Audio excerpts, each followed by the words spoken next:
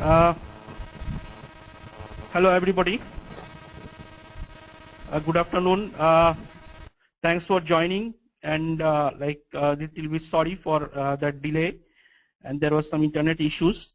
So in this session, I will talk about the web security vulnerabilities remediation in Java J2E application. Today, typically we will cover different areas of those vulnerabilities, remediation techniques, and what are the vulnerabilities we face in the Java J2E application. So this is the high-level agenda. What is the background, web security overview, different web security standards, typical web security vulnerabilities, security remediation across the HDLC process flow, web security vulnerabilities remediation methods and techniques, web security scanning and testing approach with usage of different tools. Just to give a background, as there has been increasing security attacks on web-based applications and critical but vulnerable impacts, and due to financials as well as the IT services and product companies are specifically using currently the application security standards through different vulnerability remediation techniques to avoid huge cost of the security breaches and data issues, where the banking, finance, and the government sectors are the worst hit. So there are different types of security vulnerabilities and the penetration threats which need to comply different security standards, and elaborate web security vulnerability remediation methodologies has to be followed. So typically in the web world, we'll have the different types of security attacks and the breaches.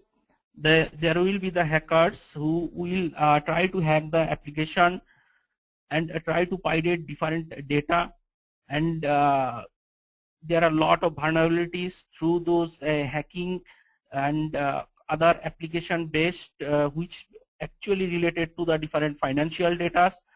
Those has to be remediated. So as far as the web security is concerned, there are different aspects needs to be taken care of, through prevention, detection, and the countermeasures. It can be achieved through different methodologies across the HDLC, like through requirements, design, development, application, and its remediation through the testing, setting up and countering the infrastructures, and configuring different other firewalls, etc. So to address the security vulnerabilities of development and enhancement projects, applications of various customers and commercially available off-the-shelf products ideally should undergo different security assessment in the form of vulnerability scans, penetration testing, and some other manual code reviews. So let's see what are the security transactions over the net and what are the sensitivities around those. Say banking, different e-commerce applications, e-governance applications, healthcare, stock trading, bill payments, bank account information, credit card numbers, different medical information, personal details, property details, trade secrets, etc. So globally, there are different bodies or communities who all defined web security standards. Following are the major ones. Apart from that, there will be ISO, and the COBIT is also there, including the OWASP and the PCI DSS. So let us look at the COBIT. COBIT is more of the information technology and management, and with regard to the IT governance at the organization level, and it's a more of the risk management framework.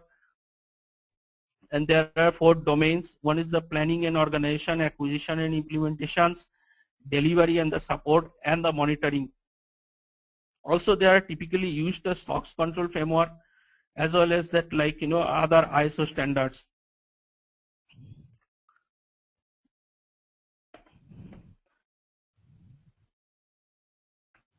Next one is the ISO IEC 17799. So ISO 17799 is specifically the risk-based information security management framework, which has been derived from the AS and NZS and 4444 and BS 7799 standards. Those are more of the guidelines and principles for initiating, implementing, and improving the information security standards.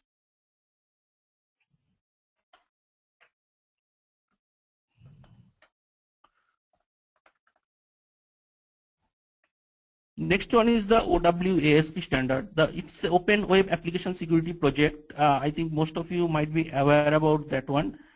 It is a not-for-profit organization which actually focus on the improving the security of applications. It's an open and free software community which do the security related exercise, but it has got the acceptance industry-wide.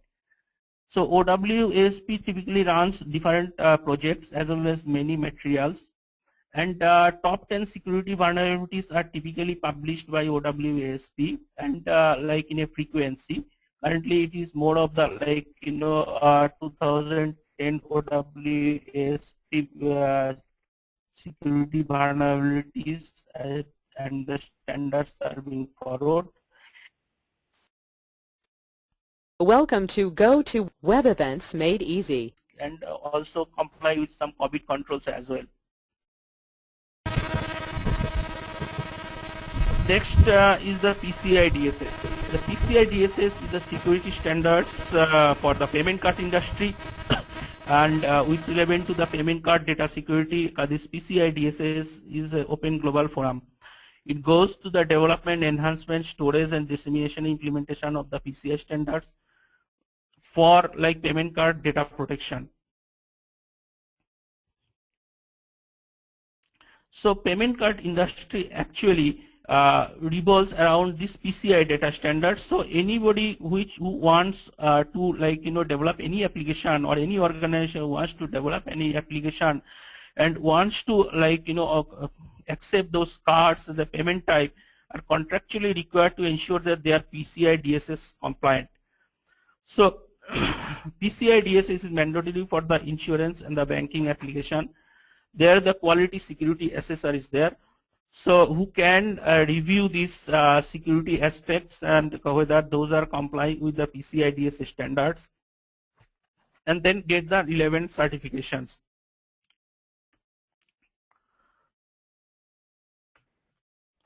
Now let us see what are the web application vulnerabilities. One is the broken authentication and session management. Next one we talk broken access control. There are injection flows and the cross-site scripting, cross-site request forgery, hidden field manipulation, secure storage like improper session and the cookie management, and the denial of services, insecure configuration and transport level vulnerabilities. These are the typically major web application vulnerabilities which needs to be addressed.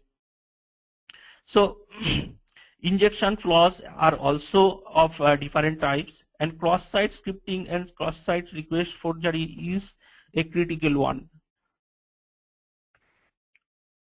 So this is the detail, we have categorized here different vulnerabilities like injection vulnerabilities, like SQL injection vulnerabilities, XPath injection vulnerabilities, command injection vulnerabilities, XFC injection vulnerabilities, LDAP injection vulnerabilities. Then there are other validation flaws, buffer overflow flaws. There are access control and authentication related vulnerabilities are also there. In the transport level, in the website transport level, we will have the vulnerabilities. So those are also typically the very high risk. And apart from that, there are other Ajax-based application or the rich internet application which also has the vulnerabilities which are needs to be detected. There are insecure storages as well.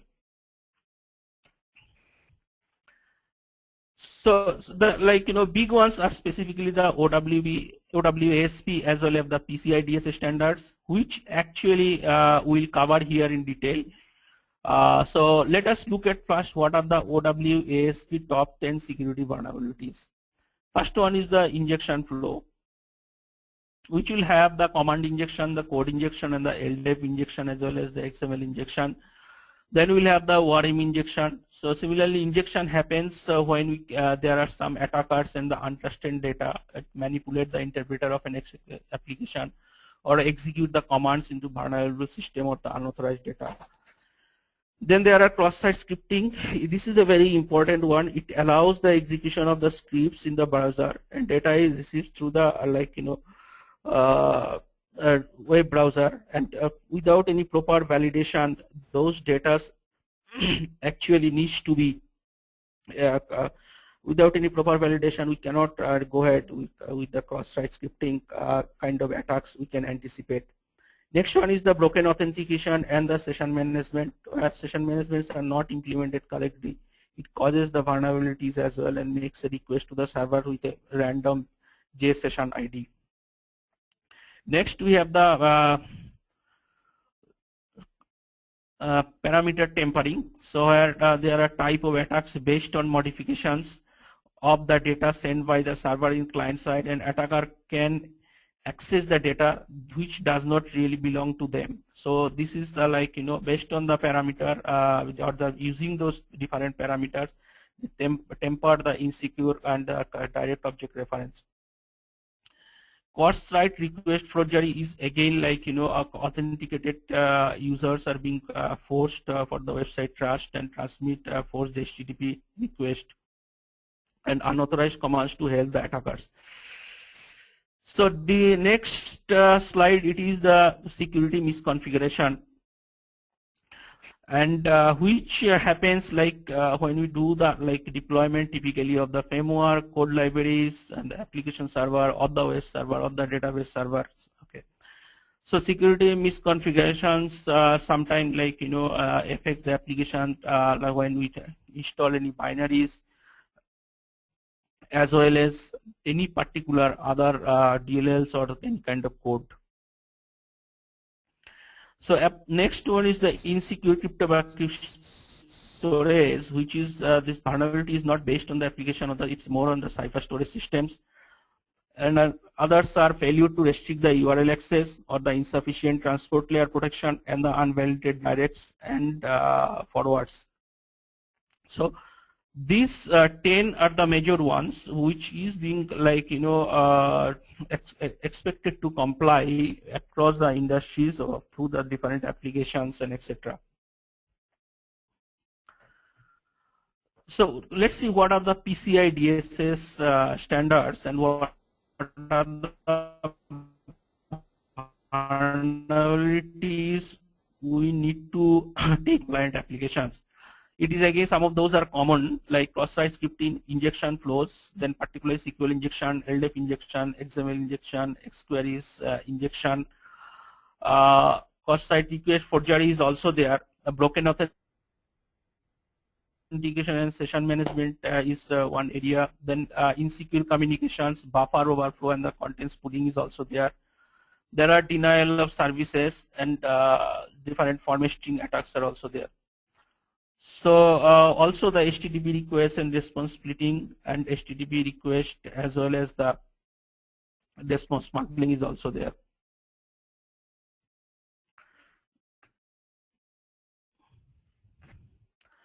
Apart from that, there are the mail command injection, OS commanding, remote file inclusion, SOAP array abuse, server-side injection is there. Okay, and session fixation is there, insufficient authentication and authorization is also there, and there are different insufficient session expiration is also there.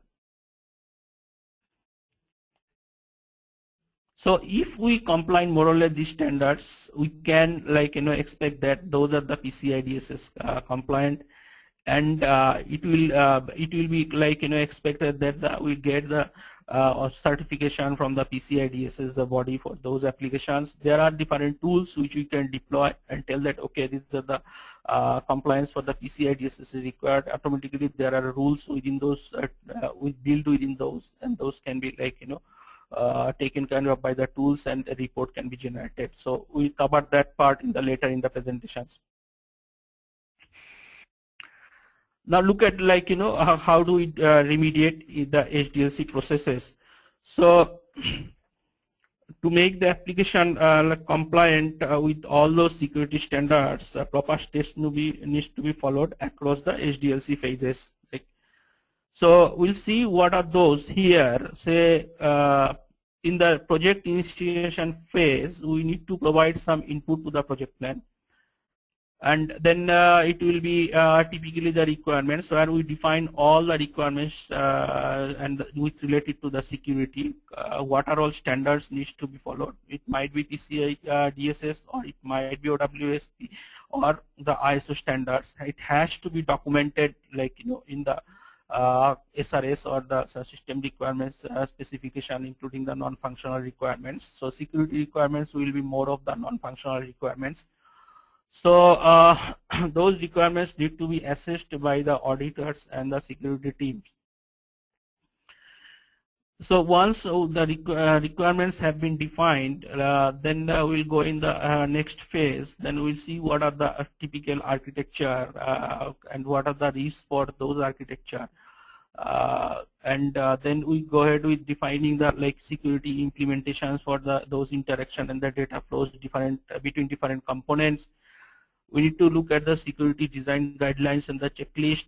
What are the security design guideline checklist actually defined at the program level. So we'll finalize design to security and audit, and finalize the test strategy as well, including the test plans, etc. So design phase will cover more or less the risk assessment for the proposed architecture. Then what are the implications for those interaction between the different components, including the guideline and of design and the checklist. Then we move ahead with the coding part, where we will comply with the security remediation coding guidelines and checklist, and then the security code review is required, and then the static code analysis and the binary code analysis also has to happen. So what is static code analysis and what is the binary code analysis? I'll come later part of the presentation. In the testing phase, we will do the vulnerability assessment, comply with the security testing and guidelines and the checklist, and also what are the security standard has been agreed in the requirements the document, as well as in the design phase as well. Whether the implementation part in line with the whatever the architecture document has been stated. And then we talk on the testing part as well as the vulnerability assessment and comply with security testing guidelines and the checklist. And before that, we'll go ahead with the penetration testing and the deployment phase. There are infrastructure requirement as well as the secure deployment guidelines and checklist will be there.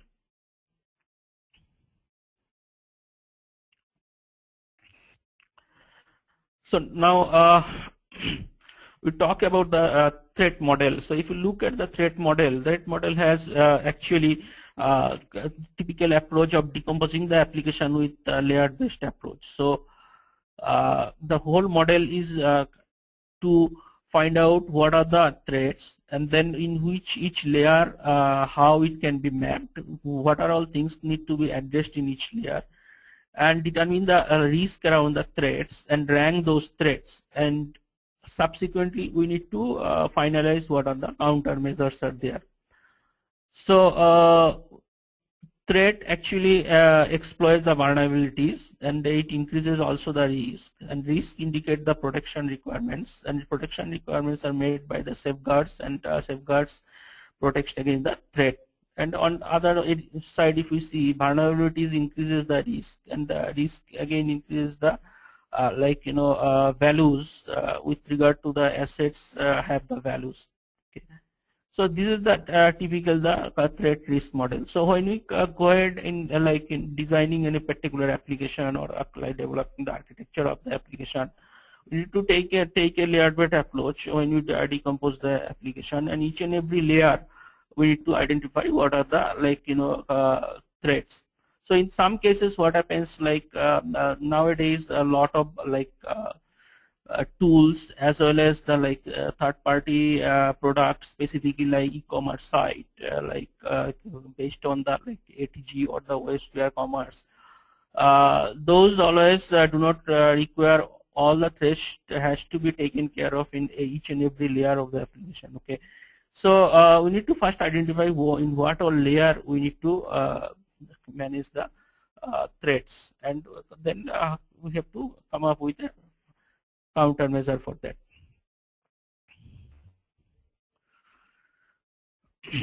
So I'll go through next some of the standards, checklist and guidelines which needs to be followed across the LDLT. Some of the major securities which needs to be considered in the SDLC phase. Here I have identified the input validations, authentications, authorization, configuration management, sensitive data, session management, cryptography, parameter manipulation, and exception management, as well as logging and logging. So this is the design guidelines. Okay, here you see, do not trust the input when it comes in terms of the input validation. We have made a couple of categories, like different categories are input validation, authentication, authorization, configuration management, sensitive data. With regard to that, different security design guidelines have been put. So with regard to input validation, you have put, say, do not trust input, consider centralized input validation on client-side validation. Similarly, in the authentication, it is more of the partition size by anonymous, identified, and authenticate. And similarly, authorization is use least privilege accounts, consider authorization. In case of the configuration management, there are management use least privilege processes and service accounts. So we do not need to store the credential in plain text. Use the strong authentication and authorization or administration interfaces. Do not use the LSA, like that is the another design guidelines. So when it comes to like communication channel for the remote administration, then we need to secure that. So we need to avoid storing sensitive data in the web space.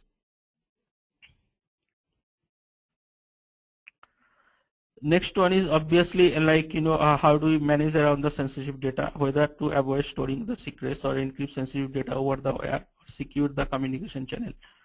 So these are the typical design guidelines. There are many, all are not possible to cover here, but these are the couple of those. So we need to develop such security design guidelines which needs to be followed in the design phase, and then we need to develop a checklist as well for the design, and we will continue to exercise those whenever any particular application is designed or it is being architected. So these are the one approach which you need to take. So there are other design guidelines as well with regard to the session management, like with regard to the parameter manipulation and the exception management. So in terms of the session management, we need to limit the session lifetime and secure the channels and keep the contents of authentication cookies and protect session state from unauthorized access. So this is very important because those who have been developing those web-based applications need to understand how do we manage the session, how do we secure those channels, whether it is to the HTTP or HTTPS, and how do we encrypt those contents as well as the authentication of cookies. Parameter manipulation, this is very important. We do not need to trust the field. With regard to the trust of the field, we need to validate all the parameters which is coming from the client side, and based on the design you can do that in the UI layer itself. Next is the exception management, and how do we do the unstructured and the structured exception handling. So we have to use the structured exception handling. We do not need to reveal the sensitive application implementation details, nor we should log the private data such as password. So we have to have the centralized exception management frameworks. So then we have the auditing and logging, what are the identify the malicious behavior, know what are the good traffics, and what are the logging and audit mechanism we are having the application tiers. Is across the different application tier, we need to have the secure access to log files and backup and regularly analyze the log file.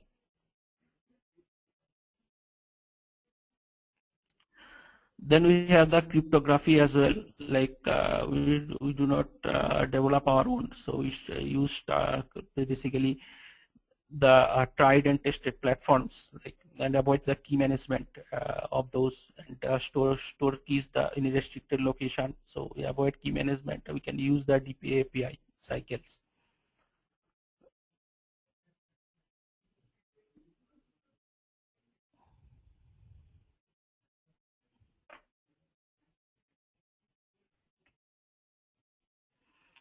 Next, we talk about the development checklist, like where the we'll have the example of some checklist I will be providing here, which will more of the you at the time of development we will have this checklist validated.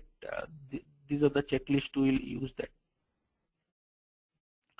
So one category is the class, and there are the input validation on those. Then there are input parameters are also there, and the cryptography is also there. So this kind of typical checklist we have to get prepared, and then we can follow up and run through at the time of development phase when the code review will go on. So once we have developed the code using the guidelines, then we go ahead and check that through peer review process whether the this checklist are specifically being compliant or not.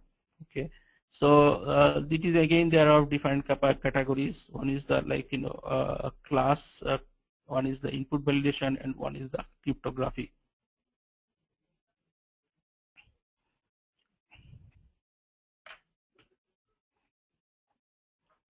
Similarly, few more categories: the exception management and the cross-site scripting and the sensitive data.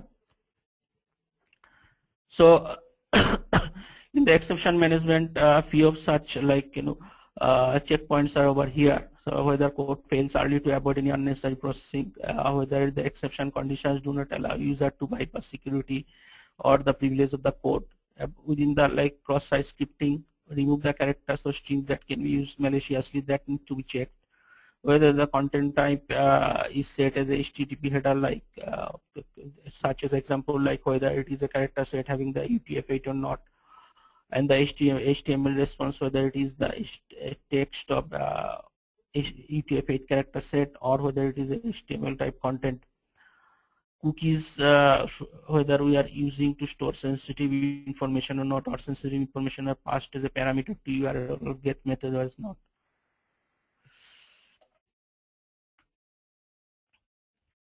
So these are the typical Java J2E standards and guidelines. Say avoid throwing exception in a catch block without chaining it with Java applications, and the stack traces can expose sensitive business data as well as making the root cause analysis very difficult. So we need to avoid throwing exception in the catch block. Avoid direct class inheritance from the Java lang.table. All the exception class will not declared by try and catch block, which could lead to unhandled exception. So similarly, there are other guidelines are as well, like how do we do that, declaring the instant variables without the different access type, or how the inner class or the inner class gets access to different fields, enclosing the outer class. And also how when we use the SQL statements, do the JDBC, the prepare statement or the collectible statement over prepare statement, how those should be used and which one should be used. So we need to use the prepare statement and the callable statement will work rather using the plain statement, and this will help in preventing the SQL injection attacks.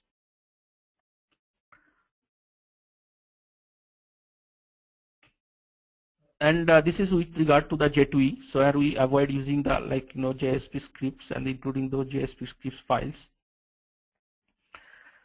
So there are different JSP pages should be referenced as like Java objects or authenticated associated with the J2E based scoped bin, and separate the business and presentation logic which could be used for the component reusability and the multi-tiered application principle. JSP business should use also the error handling. Lengthy stack traces can increase the security risk by exposing information that is highly sensitive to businesses. Avoid direct usage of EGB entity from the Java client application, and direct access to the entity bean from the client application will expose the data structure, business functionality, which poses a very high security threat. So action classes should not directly use the database objects. Rather, direct access from action class to database table should expose the data structure, business functionality, which poses a very high security threat. So use a business delegate to perform any business specific operations as well. So avoid instance and static field in an action class. The use of instance and static fields within an action class creates a security breach. As these are the objects for the shared among multiple sessions, and thus can lead to confidential data leaks. Next one, there is an sample code with regard to the Hibernate application. So use only the specific Hibernate API to access the database. If really there is any need to use the SQL for the features that are not supported by Hibernate, either use SQL queries defined in the Hibernate XML, or it can be achieved by using through native SQL. So there is an example violation in the remediation that we have got using the statement to execute query. Rather, we should make it as a create query and use that from the bean, and use those typically in the list to get all those specific beans.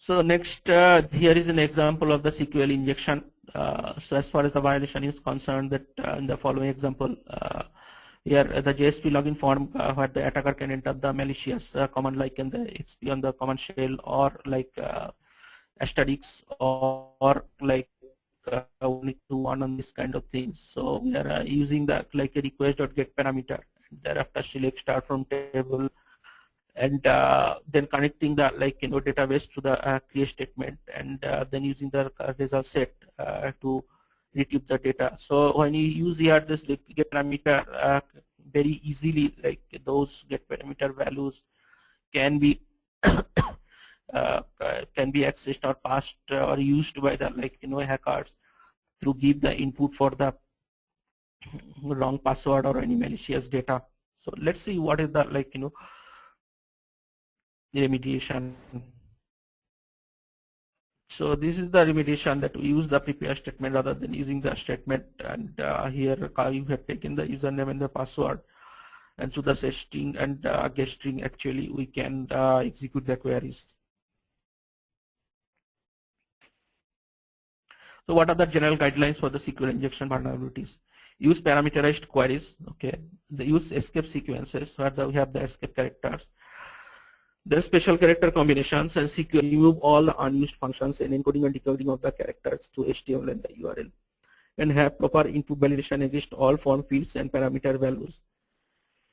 Have proper error handling for all kind of possible error and the exception. Check stored procedure. Use security aligned by group.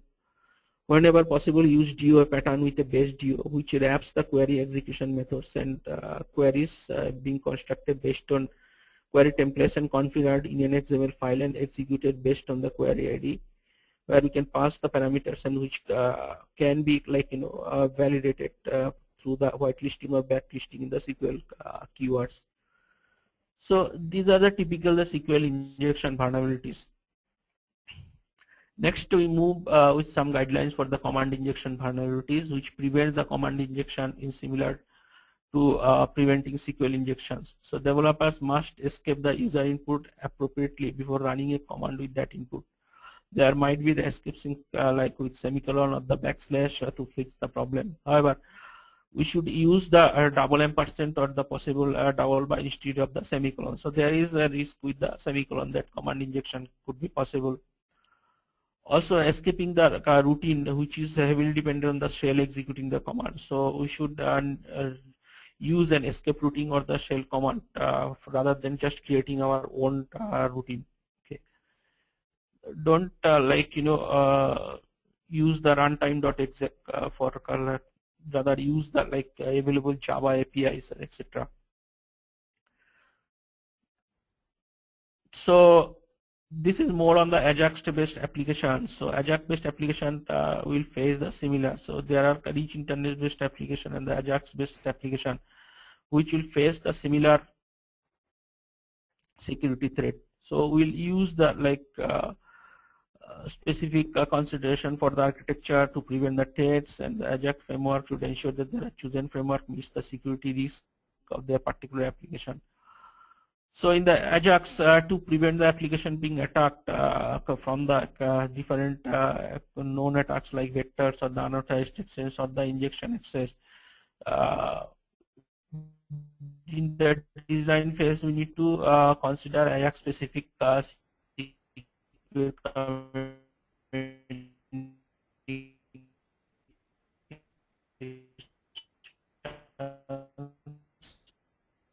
the authentication and the session management. Some guidelines like of the caller as the data has been significantly authorized and validated. The session management scheme ensures authentication and the authorization that has to be taken care of. So these are the typical Ajax based application secure communication techniques we need to follow.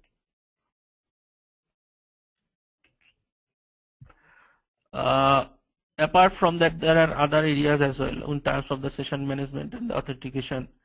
So a few of those when the Ajax code uses the XML or HTTP request, we need to send the cookies for the current browser with each request, and the context needs to be sent. Also for applications which have the user session, it is vital that authentication are passed and used different pass, and then caller could know the applications, and the caller has to be known. So otherwise there is a risk that authentication passed are used, and there might be some manipulation if there is the caller is the unknown one. So that validation has to happen. Avoid hosting the receiving endpoint of a different server. Just simply scale the entire application up on the same host. This will allow trivially easy access to the trusted session state. So when we are using the web services calls as well, this in case of the endpoint, if we have you are just hosting the servers, which is a different server. So it is better not to host the receiving endpoint from the different servers. Just avoid this. And also there are Ajax clients which uses the XML and the HTTP requests with the GET request. This embeds data in the URL.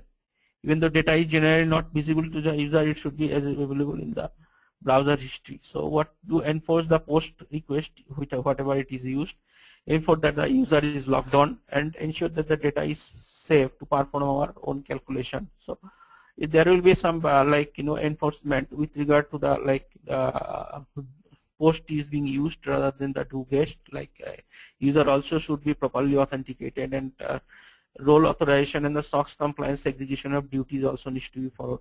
So we need to check the data whether it is acceptable to the business rule boundaries. So business rule validation is required, data validation is required. These are the key aspects. So there will be the different data contracts. In case of the web services in based applications, there will be different data contracts through different endpoints. So we need to ensure that there are the data level securities.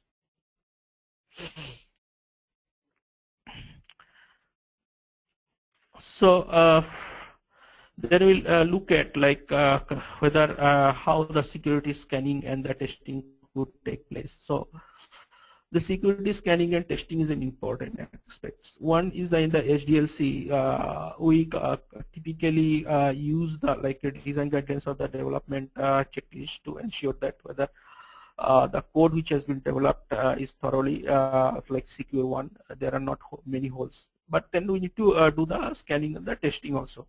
So when you perform the scanning and the testing, there will be the scanning and testing in the development phase, there will be scanning and testing in the QA phase, and there will be the scanning and testing in the pre-production. So in the development testing will perform the security code review based on the coding standard checklist guidelines. It is similar to the coding standard checklist and guidelines which I have demonstrated. Then we need to perform some static code analysis, whether it is through the unit testing tool or the IDF plugin. So there are a lot of plugins available like PMD, etc., which also do the secure code review. Then perform the scanning in development servers. So once the code has been developed in the individual developer's desktop, and then the code has to move into the development server. The scanning can be performed by deploying a separate tool also in the development server. So this development testing is important. Then we perform the QA testing. Then the code will move into the QA environment, which is a little bit like a larger environment in terms of the integration, etc., like component integration or the interface integration. So we'll have enterprise level tools, and we can do the vulnerability scanning in the QA environment and perform the code analysis, which will include the binary code as well, so that the tools obviously will be much more robust, which has been deployed rather than in the development box. Next, it is more of the pre-production testing. So once the QA testing has been passed, we need to do some kind of scanning, like vulnerability scanning, as well as the penetration testing in pre-production server and perform the binary code analysis. So pre-production testing is similar environment like production. Means ideally it should be like that. And so we'll do the binary code analysis there, and also integration is also there. So through the different interfaces and through different integration points in the pre-production, thorough code has to be scanned, and the application has to be tested, like penetration testing, etc. So this is more or less the methodology for the security scanning and the testing and the steps in development, QA, as well as the pre-production. Next is the security vulnerability scans as well as the code review objective. Here the objective of the security vulnerability scans and penetration testing and code review is to ensure that most of the common security vulnerabilities are addressed, or those security standards which needs to be compliant as per the non-functional requirements defined in the requirement phase. So those applications which are moving into the production should not have the common security vulnerabilities. That is the expectations. And if there are any security vulnerabilities due to testing and the code reviews, it has to be analyzed and plan the remediation or the outstanding risks in every phase. Next is the manual and automated code reviews.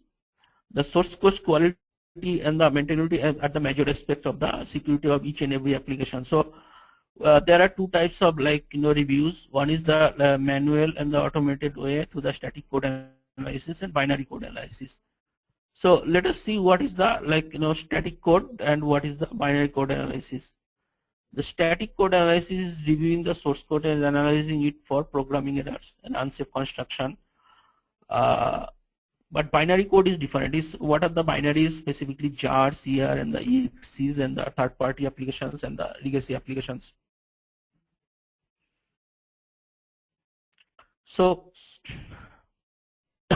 it is more of the scanning of the binaries, ERs, and the jars, and the legacies.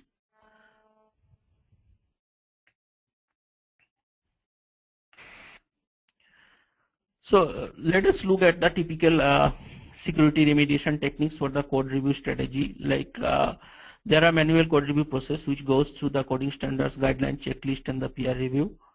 Apart from that, there are automated tool-based security code review is also there. Say Hampurai tool is there, Java Pathfinder tool is there, Checkstyle tool is also there, and PMD tool is also there. So PMD or the Pathfinder, the Checkstyle, some of those can be used in different IDEs as a plugin. Okay, so it is up to the developers and the technology stack as well, that what are the tools they are going to use and how they can remediate in the IDE on look.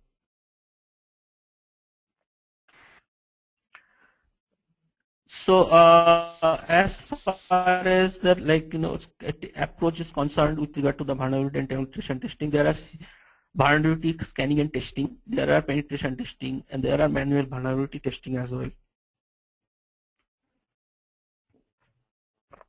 Security vulnerabilities are typically of different types, like cross-site scripting and the response filtering, HTTP attacks, lightweight directory access protocol, and the injection as well.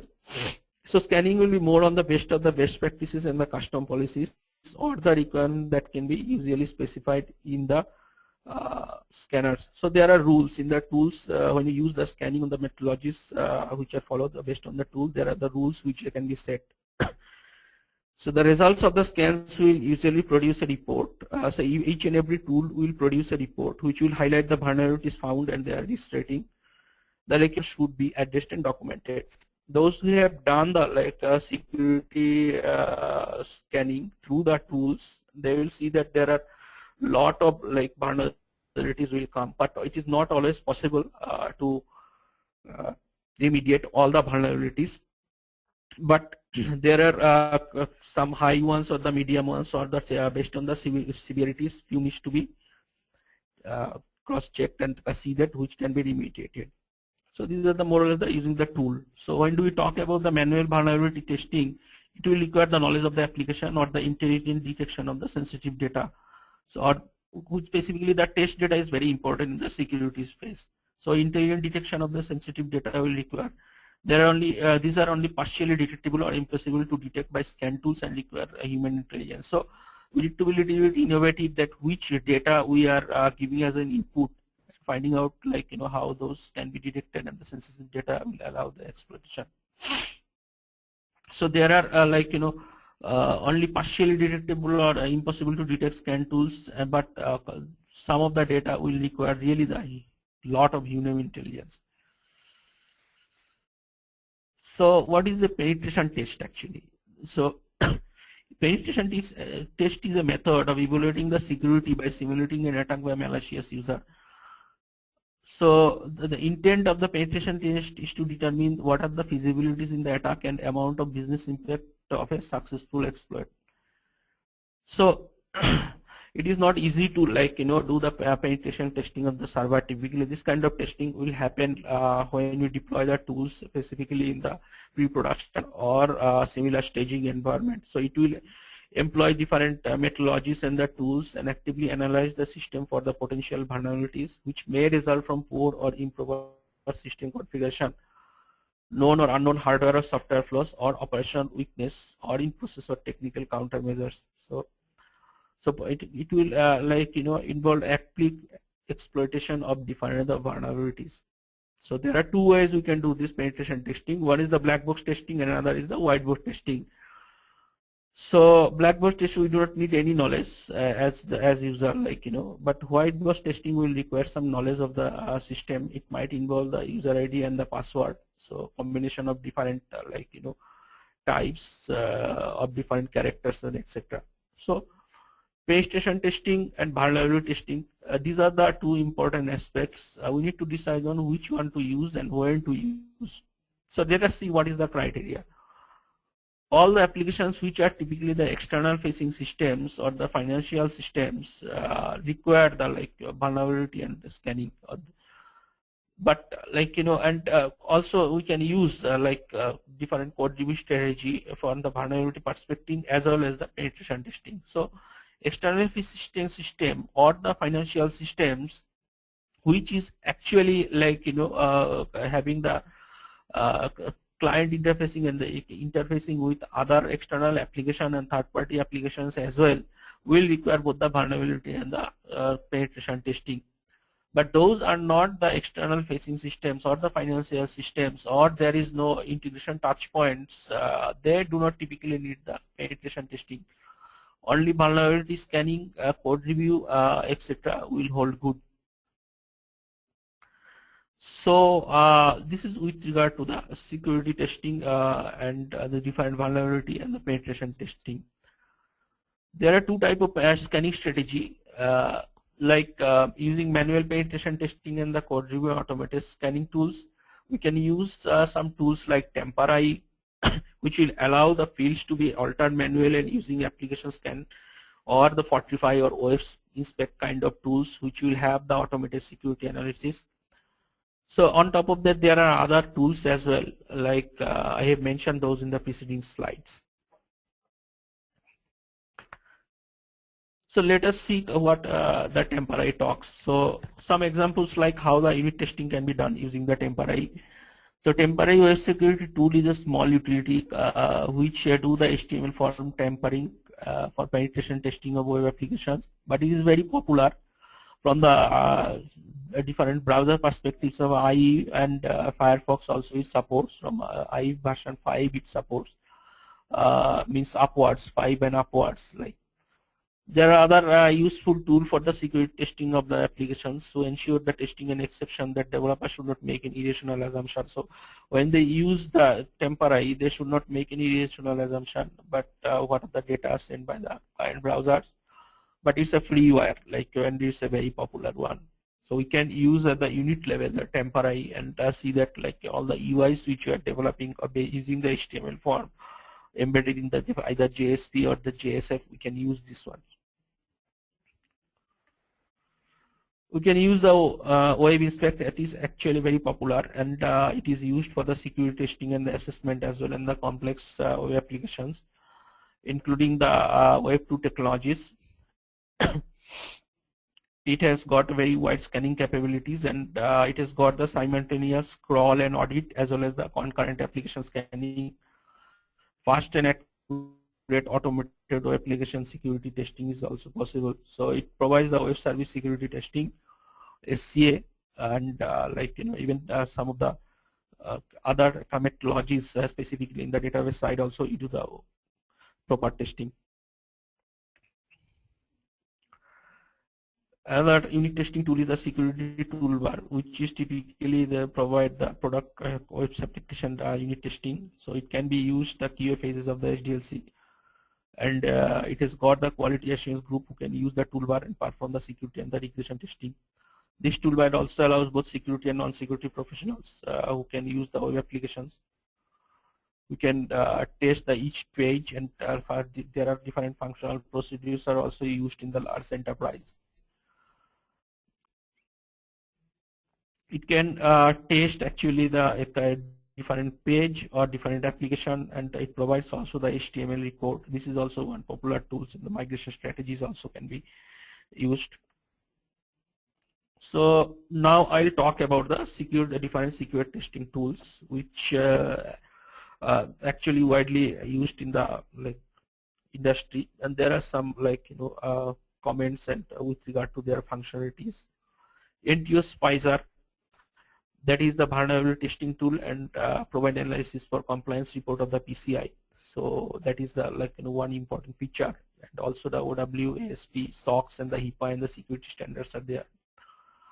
Apart from that, there is Paros, which is Java-based proxy type vulnerability scanning and testing tools. AppScan is from the IBM, but it's a very robust security testing tool. It can be used in the development QA as well as the pre-production boxes as well. It is the security which can be used for the enterprise level. Then we have the Aquantix, which is web application, web service, and database can be tested, including the penetration testing. It can be used for the unit regression, integration, and the system testing as well. So this is also useful for the web services testing. This is quite popular, the Aquantix, which is for the web services testing. The Senjic Hailstorm, that is a vulnerability testing tool, not the penetration one. So all the tools are here do not necessarily will have the penetration testing capability. Some of the tools are actually the freeware. So Senjic Hailstorm is one of them. Web Scrub, it is also a security testing framework from the OWSP. That is again freeware. Proxmon is a penetration testing tool. It's a robust penetration testing tool. HTTP Print, it is a web server fingerprinting tool, and it relies on the web server characteristics to accurately identify the web servers. The Netcraft, which is the testing configuration errors and application loopholes in server code of the scripts. There is ScanWeb, which assesses the Web 2.0 applications.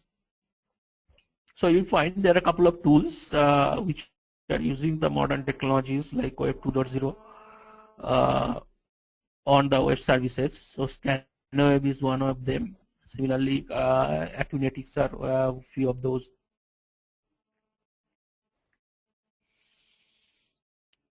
Next is the Qualsys, which is the penetration testing tool and is a simple and easy to navigate the web interface. Pantera is there, which it fits any phases of the HDLC across requirements to design to development to testing, and is highly customizable and can be tailored to our needs as well.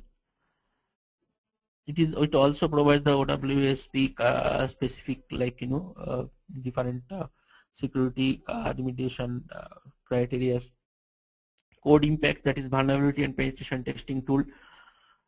Temporary we just discussed, and web inspect also we just discussed, and Fortify is another one that is integrated with the static code analysis and binary code analysis, and it also can be used across the different servers like development server, QA server, as well as the pre-production server. So JData Proxy, it is a penetration testing tool, and Parasoft SWA test, that is again web services testing tool which has got the penetration testing capabilities. Then we have the app code scan, which is integrated in HDLC and supports both Java and the .NET, Ajax area, and the WS. So this is more or less the tools which we generally use and can be downloaded, or some of those as a freeware. So that's all, like more or less with regard to the presentation part. And now I'll move into the question and answer session. These are some of the references which I have used here. I have given those. So let's see what other questions are coming up like.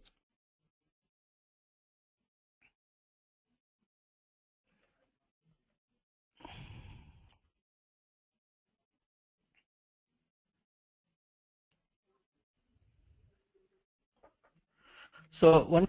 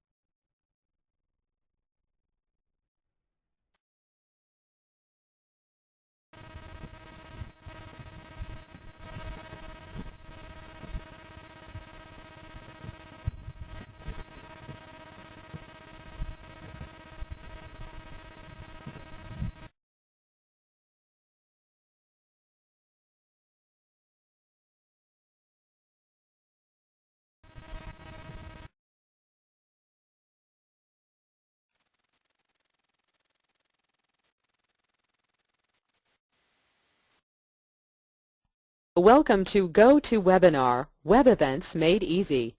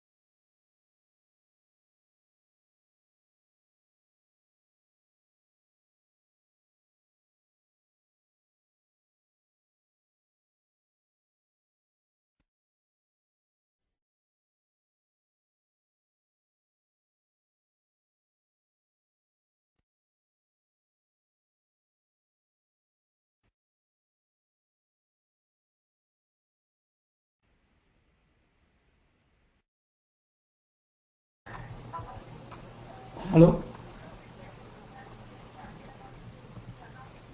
They're hearing. Yeah, I'm just addressing those questions. I'm addressing those questions.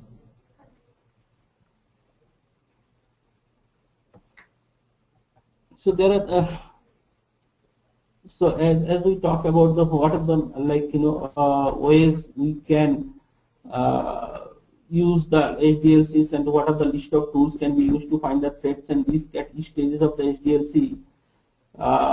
Those are the tools which actually have been used in different the HDLC area. So if you look at the presentation further and see the some of the tools which can be used specifically, like AppScan, similarly the HP Origin specs, similarly the Tempera. So those can be used across the HDLCs. Next question is from the Achut Naik. How secure is the usage of HTTPS protocol for these threats and vulnerabilities? So that is a subjective question in terms of how to use the HTTPS. Are we going to using that through this particular web server, or are we using that through particular application server, and how are we using those? So HTTPS is obviously a secure one, but even then HTTPS being used with a particular application server like the WebSphere or the WebLogic, then those are actually very secure. But if we have other different tools like Tomcat or that kind of tools, those might not be the very useful one. So in that case, typically the suggestion would be to use the SSH2 or the secure shell kind of panel.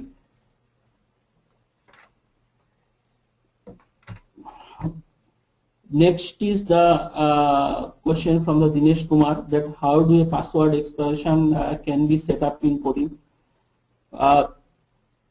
Password expiration can be set up in coding in the sense there are Java-based APIs are there, and you will have the lifetime of particular cookies or the set password is there.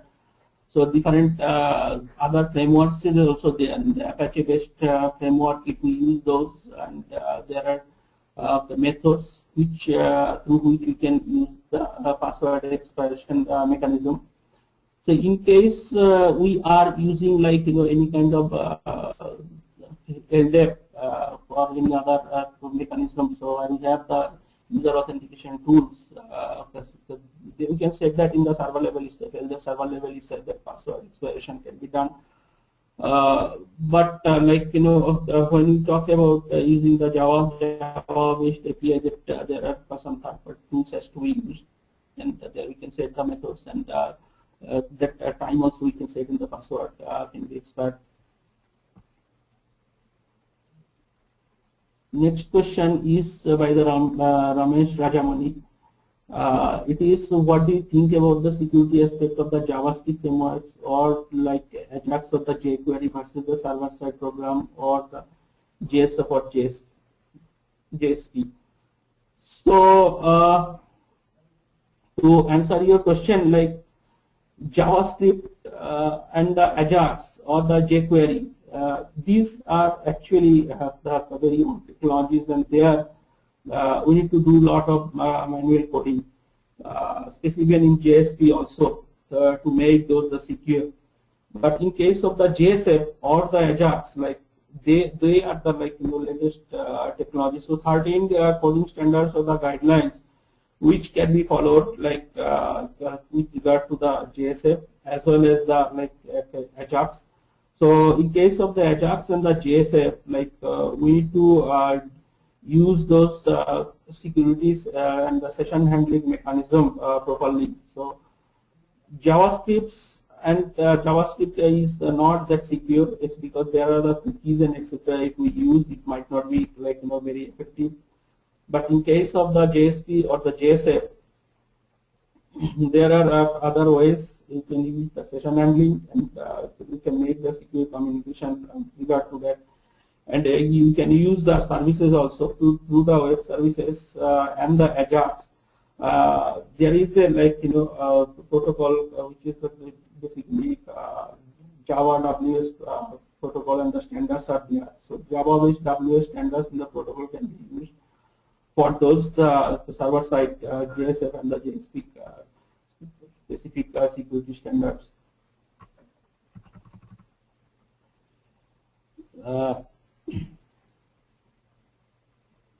So one more question is from Shalu Prashant, that cards we use, whether the security cameras gateway is generally, and what are the further security measures we use in the IT sector and the banking domain.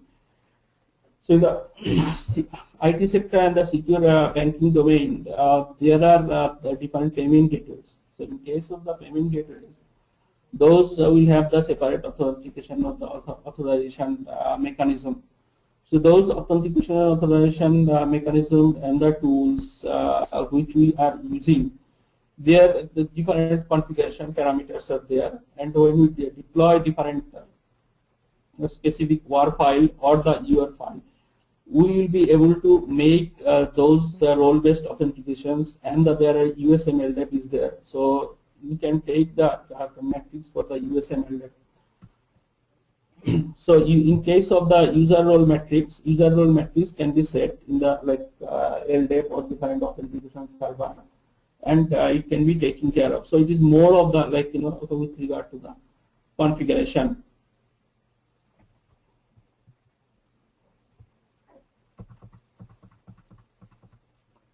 So I think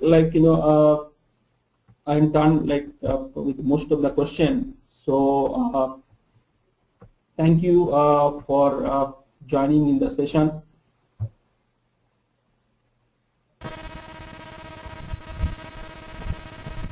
Thank you.